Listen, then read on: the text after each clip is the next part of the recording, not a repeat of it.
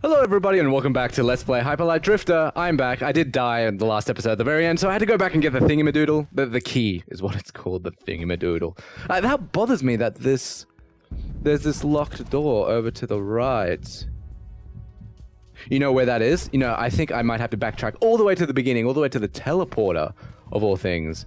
And then I might have access. I might have to go underground. That might only unlock from the underground segment, but in any case I should be going back here anyways because I'm almost certain there's going to be some Triforce pieces. They're not called Triforce pieces, but I'm calling them Triforce pieces because they're triangular and they're a thingamadoodle. They're a MacGuffin. Are they called a MacGuffin? I think they're called a MacGuffin. I think that is literally the TV tropes word used to describe these kind of collectibles that you collect in order to progress in the game. Things like Chaos Emeralds also I think would fall underneath this MacGuffin. I'm gonna hate myself for this. Funnel them through. Oops. I'm glad. Oh Jesus, how did you survive? I hate this. You know, I could probably shoot in any direction anyways and get away with it. And there is no, you can't bounce back right after. Oh, that was close. I was playing chicken with him. Don't play chicken, that's bad. I play Monster Hunter. One of the things you learn in Monster Hunter is just like, don't play chicken. It will get you... In Monster Hunter, the way you're meant to approach the combat is not to trade blows. You're meant to always sort of... Because the monster will always win. That's just kind of a fact. The monster always wins. So don't trade blows. Play it smart, play it safe, play it slow. Slow is fast, and... Oh, wow. That was beautiful, in fact. Top level pro gameplay. You cannot end me. What do these guys remind me of? They remind me an awful... you know what they remind me of? They remind me of viruses. You know those oftentimes you see in documentaries. You'll have biology-based documentaries. You'll have a visual representation of viruses. They look like these sort of... They look like these things that I'm just killing. Where they latch onto a cell of yours and they start using your cell's DNA to complete their own DNA and start using yourself... start using your body as a means of production. Seasonal means of production. Marxist theory. By the way, is this just an Australian thing? Because at university, there are lots of communists, or rather, no, I wouldn't say communists, that don't listen to me. What I mean is, always outside the library, coming in, is like, I just want to study, but there's always people set up outside talking about the Marxist thingamadoodles. Like, they're not communists. Trust me, believe me, I know a communist. My grandmother's a commie. She grew up in communist Russia. She's a commie by all means. You should hear her. I love asking her questions about, oh, you know, hey, grandma, in Russian, of course. What do you think about, you know, the Polish? And I love hearing her old bigoted views, racist views about these things. Where, oh, this thing again. where she'll start off saying a very smart answer saying, I've never personally met... Oh God, this is uncomfortable. I don't want to see this.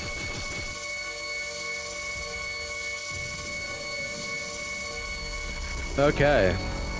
The music at this point also gets quite loud, so I'm sorry if you can't... I mean, it's my ears that are on the line here. It's my ears because in post I end up compressing the peaks anyway, so you guys have it easier. You lucky dogs.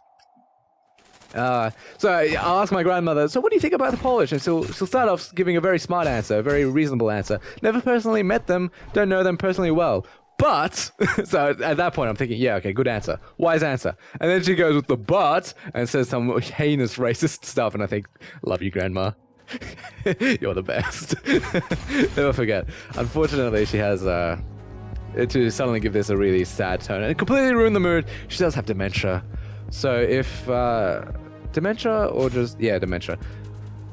You know, take care of your mind and body. Let's not. Okay, first off, to get a little bit philosophical here. Cartesian dualism is stupid. You know, the mind and the body. No, the mind and the body are one.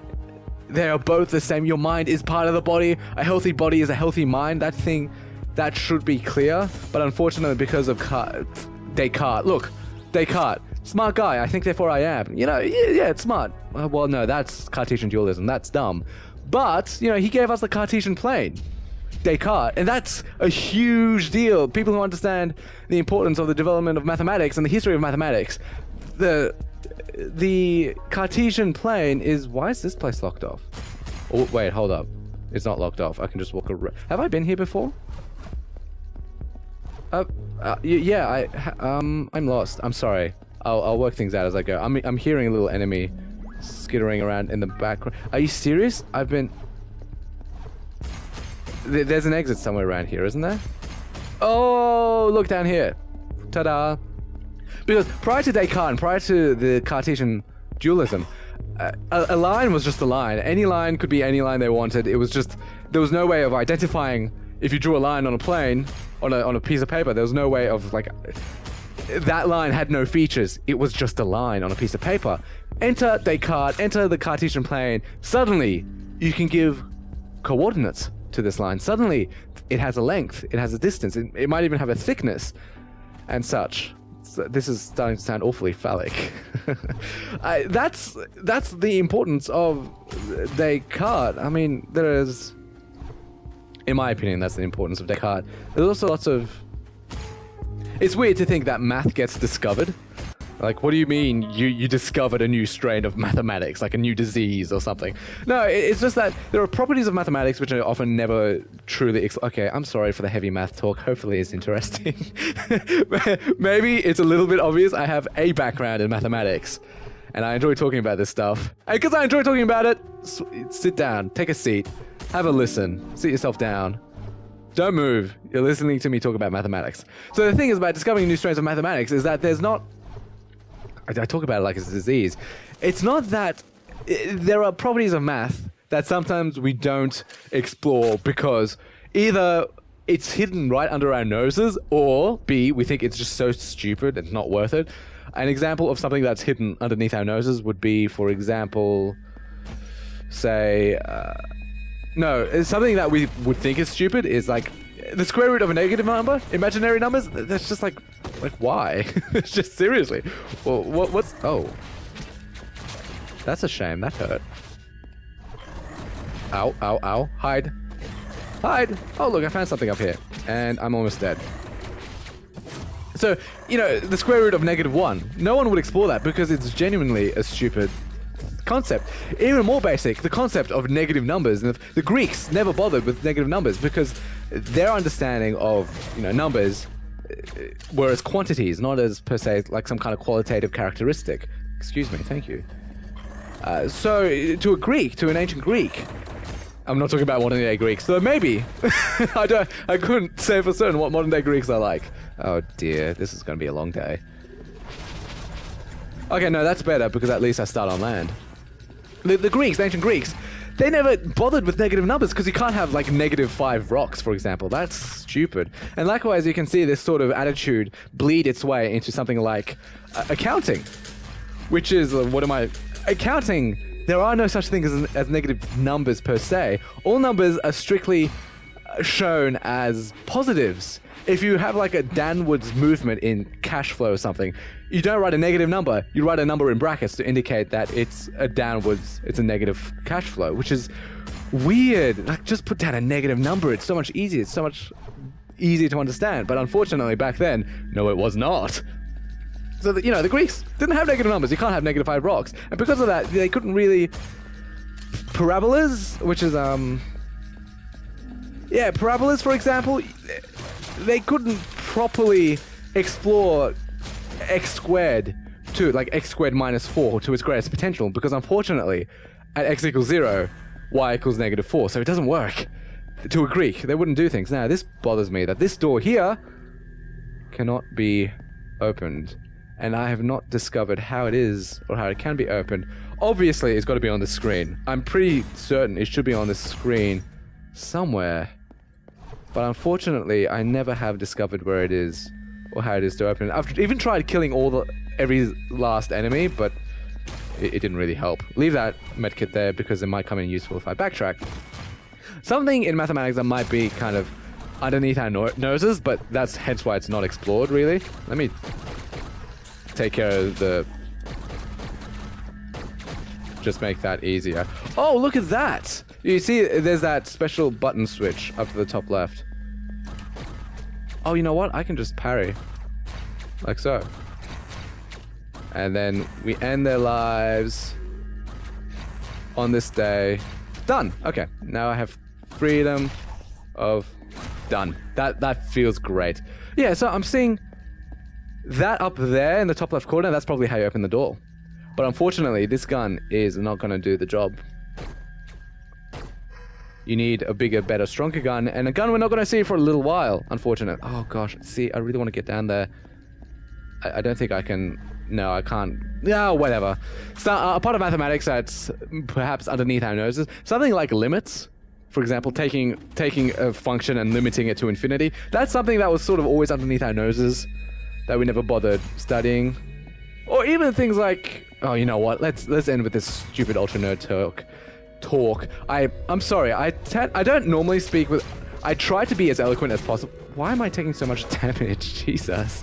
I try to normally speak as eloquently as possible in real life. I speak like with a very almost elitist kind of accent and tone to my words, which unfortunate. I don't mean it. It's just how I am. My mother is quite elitist. I'm gonna blame her. I'll blame her for all my problems. Nah, she's a lovely lady 99% of the time. Only 99% of the time, though. I was saying, yeah, I tend to weirdly pronounce some of my words. Just die. Die, all of you. Let's keep moving, though, and have just a brief moment of silence. Just a brief moment of... I'm out of bullets.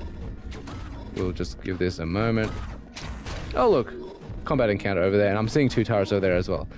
So to end these guys... Anything up here? There's got to be a secret up here, surely. Nope, just an enemy encounter. That's cool, that's fine. I can live with it. Maybe there's something down here. Nope. I remember talking about something earlier that a point which I didn't get to finish. This is where we're meant to go. Oh, that turns off the turrets. That's helpful. And you, of course, are going down. You missed me. That's the first time I've actually seen that enemy miss me when I was standing right next to him. That was a surprise. That's good to know, though, that the enemies can, of course, miss you. You want there to be a level or a degree of artificial stupidity in your enemies, because otherwise, the best example I have is from Monster Hunter. There are some. The Monster Hunter AI is very kind of legacy. It's very antiquated. It's very old and seemingly just crappy, but it works really well for the combat, so that's why it's great. But some of the attacks have perfect homing, and that is actually super annoying in a game. Like the Rathalos homing claw attack, that's so dumb. People hate it. It's annoying. It just sucks. It's really difficult to dodge. No, not that it's really difficult to dodge. There's a really easy way to dodge it. The problem is, it's pretty much the only way to go about dodging it, which is why it sucks. So you just sort of end up, oh look, he's winding up for the attack. Let me just wait now for him to finish so I can make sure I dodge it. It's not that engaging, is what I'm saying. Ooh, you might have heard me button mashing there. Does it bother you hearing controller sounds in the background? Ultimately, admittedly, I should be playing with my... I tend to lean a little bit forward when I'm playing games, just so I can... Because I'm getting really into it, okay? Forgive me. I enjoy my video games. And... Oh, do they do double attacks when they get low on health? He died! He died! He was dead! You could see him! His frozen face. Oh boy, we're back here. Oh, that's my glasses case. Might have heard that. That's my glasses case I dropped on the floor because I have to wear glasses. Oh, not that I have to wear glasses. I prefer wearing glasses. I have to wear reading glasses because I can't... I mean, I'm young, so I can actually get away with, say, for example... Ooh, that was close. Not wearing my glasses for reading. But the problem is that just causes more long-term damage than... Yeah, that's just causing long-term damage. Why bother? Let me take care of my eyes now. Hopefully I get better. Hopefully I'll thank myself in future. What is the point of this area? Surely there's a secret. But, see, I'm hearing an ever so slight hum in the background, but I'm not sure where it's coming from. So, unfortunately, I'm sure there's a secret up there, but I don't have the skills to find it. Sadly. Hey, that hurt. That hurt. I need to grab that now. Well, let me just briefly think for a moment what I was talking about. that felt good that I got all 3 of them all at once. Why does my mind fail me on such a consistent basis? I was just having an enjoyable conversation with... Oh, yeah, that's right. I was talking about reading glasses. Because everyone else in my family is...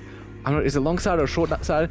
In any case, they need to wear glasses in order to be able to see things far away.